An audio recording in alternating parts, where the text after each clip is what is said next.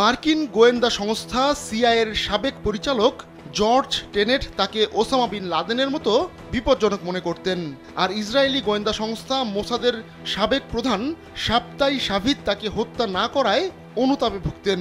কিন্তু ২৫ কোটি পাকিস্তানির কাছে দেশটির পরমাণু কর্মসূচির গডফাদার আব্দুল কাদির খান একজন লিজেন্ড ও জাতীয় বীর।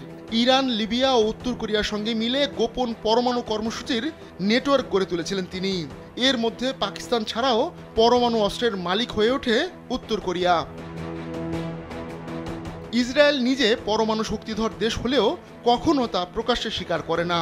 তবে পাকিস্তানের পরমাণু কর্মসূচি ঠেকাতে গুপ্ত হত্যা ও হুমকির মতো পথ বেছে নিয়েছিল দেশটি।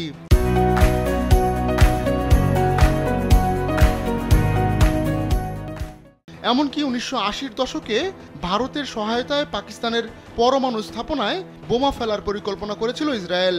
তবে শেষ পর্যন্ত ভারত পিছিয়ে আসায় ইসরায়েলের সেই স্বপ্ন অধরাই রয়ে যায়। ১৯৭৪ সালের ১৮ মে প্রথমবারের মতো পরমাণু অস্ত্রের পরীক্ষা চালায় ভারত। দেশটি ওই পরীক্ষার নাম দিয়েছিল স্মাইলিং বুদ্ধ। এরপরই টনক নড়ে পাকিস্তানের। সিদ্ধান্ত নেয় প্রতিবেশী দেশের মতো তারাও মালিক হবে পরমাণু অস্ত্রের। তৎকালীন পাকিস্তানি প্রধানমন্ত্রী জুলফিকার আলী ভুট্টো তখন পণ করেন পরমাণু অস্ত্র বানানোর। তিনি তখন বলেছিলেন, প্রয়োজনে তারা ঘাস কিংবা গাছের পাতা খাবেন, প্রয়োজনে থাকবেন ক্ষুধার্ত, কিন্তু পরমাণু অস্ত্র বানিয়ে ছাড়বেন। ওই সময় ভুট্টো বলেছিলেন, খ্রিস্টান বোমা আছে, ইহুদি বোমা আছে, এখন হিন্দু বোমাও হলো, তাহলে একটি ইসলামিক বোমা নয় কেন? ১৯৬০ সালে করাচি বিশ্ববিদ্যালয় থেকে পদার্থবিজ্ঞানের ডিগ্রি নেন আব্দুল কাদির খান। পরবর্তীতে তিনি জার্মানি, নেদারল্যান্ডস ও বেলজিয়ামেও পড়াশোনা করেন। ১৯৭৪ সালের ভেতর আমস্টারডামে ইউরেনকো নামের একটি বড় পরমাণু জ্বালানি কোম্পানিতে সাব কন্ট্রাক্টর হিসেবে কাজ শুরু করেন তিনি। ওই কোম্পানিটি ইউরোপিয়ান পরমাণু রিঅ্যাক্টরের জন্য ইউরেনিয়াম সমৃদ্ধ পরমাণু জ্বালানি সরবরাহ করত। আব্দুল কাদির খান ইউরেনকোর গোপন এলাকায় ঢুকে পড়েন এবং বিশ্বের সেরা সেন্ট্রিফিউজের ব্লুপ্রিন্ট হাতে পেয়ে যান। ১৯৭৬ সালে হঠাৎ করে চাকরি ছেড়ে পাকিস্তানে চলে যান আব্দুল কাদির খান। একই বছরের জুলাইয়ে রাওয়ালপিন্ডিতে একটি গবেষণাগার তৈরি করেন তিনি। পরমাণু অস্ত্র বানাতে পরবর্তী কয়েক বছর ধরে বেনামি বিভিন্ন প্রতিষ্ঠানের মাধ্যমে সমৃদ্ধকরণ কর্মসূচির জন্য প্রয়োজনীয় সরঞ্জাম আনা হয় পাকিস্তানে। পুরো কর্মসূচি খুবই গোপনীয়তার সঙ্গে এগিয়ে নেওয়া হয়। পাকিস্তানের সেনাবাহিনী ও প্রধানমন্ত্রী ভুট্টো ছাড়া আর কেউই এ বিষয়ে জানত না। এমনকি ভুট্টোর মেয়ে বেনজির ভুট্টো প্রধানমন্ত্রী থাকাকালে এ বিষয়ে কিছু জানতেন না।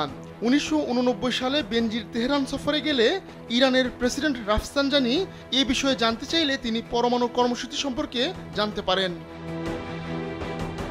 ১৯৭৯ সালে 8 ডেজ ম্যাগাজিন পাকিস্তানের গোপন এই কর্মসূচির পর্দা ফাঁস করে দেয়। এরপর আন্তর্জাতিক অঙ্গনে হইচই পড়ে যায়। ইসরায়েল তখন নেদারল্যান্ডসের কাছে নালিশ করলে তদন্তের নির্দেশ দেয় দেশটি। এরপর ১৯৮৩ সালে আব্দুল কাদির খানকে নেদারল্যান্ডস গুপ্তবৃত্তির চেষ্টার অভিযোগে অভিযুক্ত করে, যদিও পরে তা খারিজ হয়ে যায়। তবে ইসরায়েল তখনও পিছে লেগে থাকে আব্দুল কাদের খানের। তাকে হত্যার চেষ্টাও করা হয়, দেওয়া হয় হুমকি ধমকি। ইসরায়েল ১৯৮০-র দশকের শুরুতে ভারতকে প্রস্তাব দেয় দুই দেশ মিলে রাওয়ালপিন্ডির কাথুয়ায় ওই পরমাণু কর্মসূচিতে বোমা ফেলার। ভারতের তৎকালীন প্রধানমন্ত্রী ইন্দিরা গান্ধী সেই প্রস্তাবে সায় দেন। পরিকল্পনা হয় ইসরায়েলের F-16 ও F-15 যুদ্ধবিমান ভারতের গুজরাটের জামনগর বিমানঘাঁটি থেকে উড্ডয়ন করে হামলা চালাবে।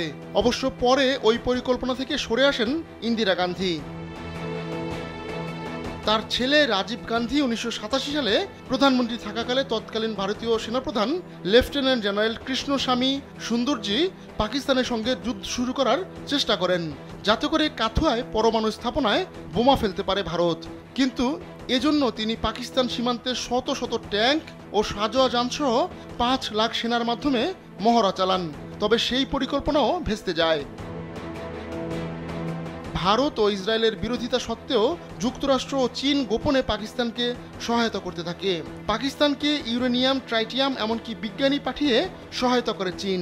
আর স্নায়ুযুদ্ধের গুরুত্বপূর্ণ মিত্র হিসেবে রাশিয়া তথা আফগানিস্তানের নিয়ন্ত্রণে থাকা সোভিয়েত ব্লকের বিরুদ্ধে দাঁড় করাতে পাকিস্তানকে সহায়তা করে যুক্তরাষ্ট্র।